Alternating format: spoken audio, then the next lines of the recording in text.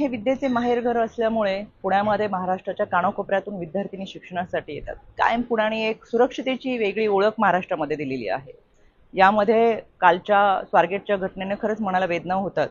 काल सकाळी 6:15 दरम्यान स्वारगेट आगारामध्ये एका 26 वर्षाच्या तरुणीवर अत्याचार झाला। संबंधित तरुणीने 9 वाजता स्वारगेट पोलीस स्टेशनमध्ये तक्रार दाखल केली आणि त्या ठिकाणी कार्यरत असलेल्या डीसीपी स्मार्तना पाटील असतील, पोलीस अधिकारी पूनम पाटील असतील यांनी तातडीने तपास कार्य हातामध्ये घेतलं।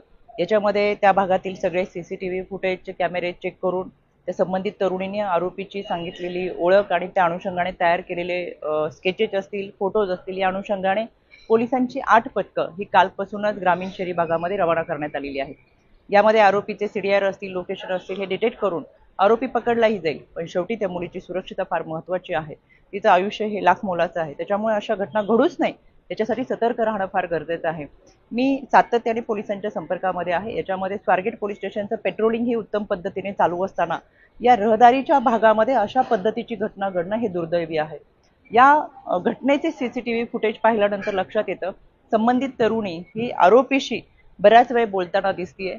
मास्क घालून आलेला हा आरोपी अनोळखी आहे, आपली कोणतीही ओळख नाहीये, तरी सुद्धा संबंधित तरुणीने आपल्याला कुठे जायचंय, आपल्याबरोबर कोण आहे, आपला पत्ता या सगळ्या गोष्टी सांगितल्यामुळे कदाचित आरोपीच्या लक्षात आलं असेल की ही मुलगी एकटी आहे आणि आरोपीने सांगितलं की मी तुला बस दाखवतो, माझ्यासोबत चल, आणि यामुळे ती तरुणी त्या आरोपीसोबत गेलेली आहे। मला महाराष्ट्रातल्या माझ्या सर्व लहान भगिनींना या निमित्तानं आव्हान करायचं आहे, कोणत्याही अनोळखी व्यक्तीवर विश्वास ठेवू नका, आपली कोणतीही माहिती अनोळखी व्यक्तींना देऊ नका। इतकंच काय, सोशल मीडिया आणि फेसबुकवरती सुद्धा जर कोणी फ्रेंड रिक्वेस्ट पाठवत असेल तर सहजासहजी त्याला बळी पडू नका। शेवटी माणसांच्या कळपामध्ये हिंस्र श्वापादांची संख्या दिवसेंदिवस वाढतीये। आपली सुरक्षा आपल्या हातामध्ये आहे। महाराष्ट्र पोलीस, राज्य महिला आयोग, महाराष्ट्र शासन हे आपल्या सुरक्षितेसाठी सतर्क आहेत, पण आपण देखील सावधगिरीच्या भूमिकेमध्ये असावं। अनोळखी व्यक्तींवरती विश्वास ठेवू नका।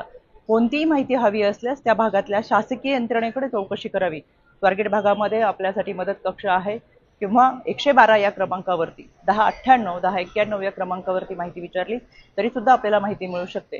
म्हणून महाराष्ट्रातल्या माझ्या या सर्व विद्यार्थिनींना, लहान भगिनींना मला या निमित्तानं आव्हान करायचंय, सतर्क रहा। अनोळखी व्यक्तींच्या कोणत्याही दिशाभूल होत असताना त्याला बळी पडू नका।